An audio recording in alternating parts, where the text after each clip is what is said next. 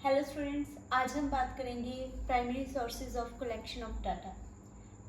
इसमें कौन कौन सी चीज़ें इन्वॉल्व होती हैं? Personal interviews, information through questionnaire and schedules and telephonic interviews. सबसे पहले हम बात करते हैं पर्सनल इंटरव्यूज़ की। पर्सनल इंटरव्यूज़ में आगे 3 सब पार्ट्स हैं इसके, जैसे कि direct personal investigations, indirect oral investigations, information from local sources. सबसे पहले हम बात करते हैं डायरेक्ट पर्सनल इन्वेस्टिगेशन। इसमें क्या होता है, जो भी हमारा इन्वेस्टिगेटर्स होते हैं वो रिस्पोंडेंट से डायरेक्ट जाके कांटेक्ट करते हैं। जो भी डाटा उन्हें चाहिए होता है वो पर्सनली कलेक्ट करते हैं। ठीक है, इसके लिए हमें कैसे इन्वेस्टिगेटर की ज़रूरत होती है जो इम्पार्शियल हो और एफिशिएंट हो।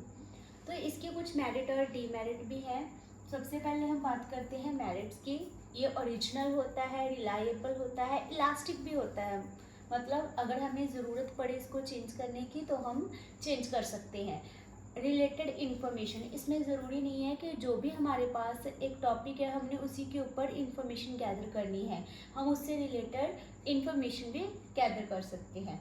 नेक्स्ट वन है इनडायरेक्ट ऑरल इन्वेस्टिगेशंस। इसमें क्या होता है, हम उस पर्सन से डायरेक्ट इंफॉर्मेशन या डाटा नहीं लेते जिसके बारे में हमने इंफॉर्मेशन गैदर करनी होती है।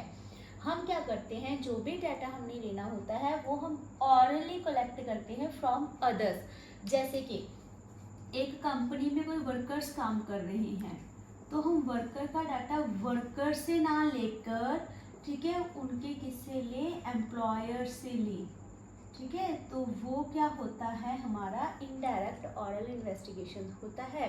जो अदर पर्सन, जो हमें किसी और पर्सन के बारे में इंफॉर्मेशन दे रहा है, उन्हें हम बोलते हैं विटनेसेस। ठीक है, इसके भी कुछ मेरिट्स एंड डिमेरिट्स हैं। सबसे पहले मेरिट्स देख लेते हैं। वाइड कवरेज करता है, लेस एक्सपेंसिव होता है, हम एक ही पर्सन से बहुत सारे लोगों के बारे में इसे पूछ सकते हैं, सिंपल भी होता है। डीमेरिट कौन कौन से हैं इसके? बायस्ड हो सकता है, डाउटफुल रिजल्ट्स हो सकते हैं, लेस एक्यूरेट हो सकता है। ये सभी चीज़ें क्यों हो सकती है? क्योंकि विटनेस क्या होता है, हमेशा जिसके बारे में हमने इंफॉर्मेशन गैदर करनी है ज़रूरी नहीं है कि हमें उसके बारे में सारी इंफॉर्मेशन वो सही बताए। तो थर्ड वन है इसी का part, information from local sources. इसमें क्या होता है, जो इन्वेस्टिगेटर्स होते हैं वो लोकल पीपल को अपॉइंट करते हैं। किस चीज़ के लिए? इंफॉर्मेशन गैदर करने के लिए। ज़रूरी नहीं है कि उनको एक ही जगह पे अपॉइंट किया जाए, अलग अलग जगह के ऊपर भी उनको अपॉइंट किया जा सकता है। तो इसके भी सेम कुछ मेरिट एंड डिमेरिट्स हैं। मेरिट्स की बात करें तो वाइड कवरेज होती है, कंटिन्यूटी रहती है क्योंकि जो भी लोकल पीपल है वो इन्फॉर्मेशन देते रहते हैं। यूज़फुल फॉर स्पेशल पर्पस के लिए भी हम इन्हें यूज़ कर सकते हैं। इसके जो डीमेरिट्स हैं, इसमें होता है लैक ऑफ ओरिजिनलिटी। ठीक है, क्यों? क्योंकि हमारा इन्वेस्टिगेटर का डायरेक्ट कॉन्टैक्ट नहीं हो रहा रिस्पोंडेंट से, तो इसीलिए ओरिजिनलिटी की कमी हो सकती है, लेस एक्यूरेसी हो सकती है, डिले इन कलेक्शन क्या है कि हो सकता है कि लोकल पीपल हमें डाटा जो है वो प्रॉपर टाइम पे ना प्रोवाइड करवाएं, तो इसीलिए इसमें डिले हो सकती है कलेक्शन में।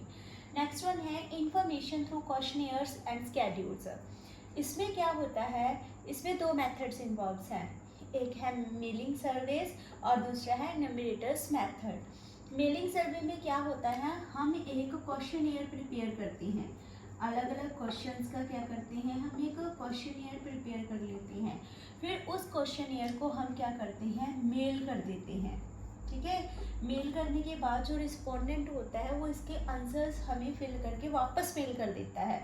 तो इस तरह से हम मेलिंग सर्विस में इंफॉर्मेशन गैदर कर सकते हैं। तो इसके अगर मेरिट देखें तो इकोनॉमिकल है, इकोनॉमिकल चीप पड़ता है, हमें सस्ता पड़ता है दूसरे मेथड्स के कंपैरेटिवली। ओरिजिनल होता है और वाइड कवरेज हो सकती है, हम एक ही समय बहुत सारे पर्सन से क्वेश्चनियर, बहुत सारे पर्सन्स को या फिर बोलो रिस्पोंडेंट को क्वेश्चनियर हम भेज सकते हैं और इन्फॉर्मेशन ले सकते हैं। इसके डीमेरिट्स कौन कौन से हैं? लैक ऑफ इंटरेस्ट हो सकता है कि जो हमारे रिस्पोंडेंट है वो उसमें कोई इंटरेस्ट कम दिखाए। Flexibility, lack of flexibility. ठीक है, इसमें क्या है, फ्लेक्सिबिलिटी की कमी होती है, हम उसे ज़्यादा जल्दी मॉडिफाई नहीं कर सकते डाटा को इंस्टेंटली। जो हमने एक बार भेज दिया हमें उसी के रिप्लाईज मिलेंगे, बायस्ड भी हो सकता है ये।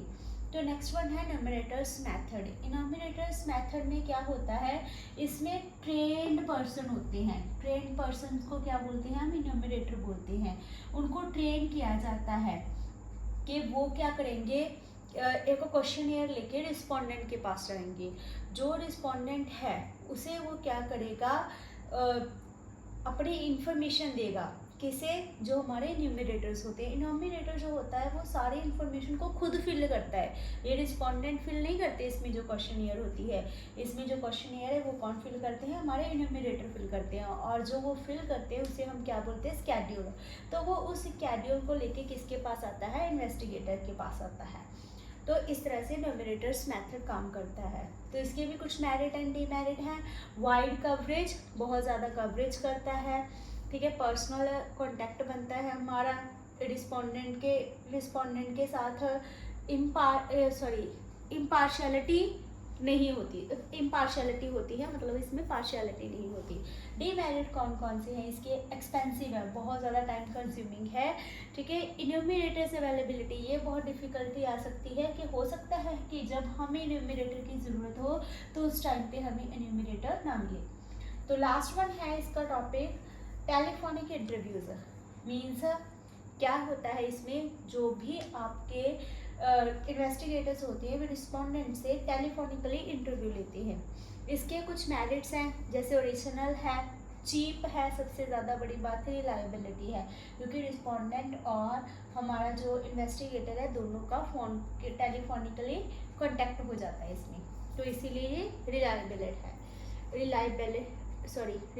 है। आगे इसके डीमेरिट कौन कौन से हैं, पर्सनल बायसनेस हो सकती है, लेस एक्यूरेट हो सकता है, ठीक है। हो सकता है कि हाँ जो भी हमारा रिस्पोंडेंट है उसका इंटरेस्ट ही ना हो कि भी हाँ मैंने सही इन्फॉर्मेशन देनी है अपने आप के बारे में। तो ये कुछ ड्रॉबैक्स हैं जो हम इन टेलीफोनिक इंटरव्यूज़ में लिख सकते हैं। ये 3 पॉइंट आज हमने किए हैं प्राइमरी सोर्सेज ऑफ डाटा, जिसमें फर्स्ट वन है पर्सनल इंटरव्यूज़, सेकेंड वन है information through questionnaire and schedules, and last one है टेलीफोनिक इंटरव्यूज। इसके इन तीनों के हमने सब पार्ट्स भी किए हैं और उनके मेरिट और डीमेरिट भी किए हैं। आगे हम एक और बात करेंगे कि क्वेश्चनियर कैसा होना चाहिए।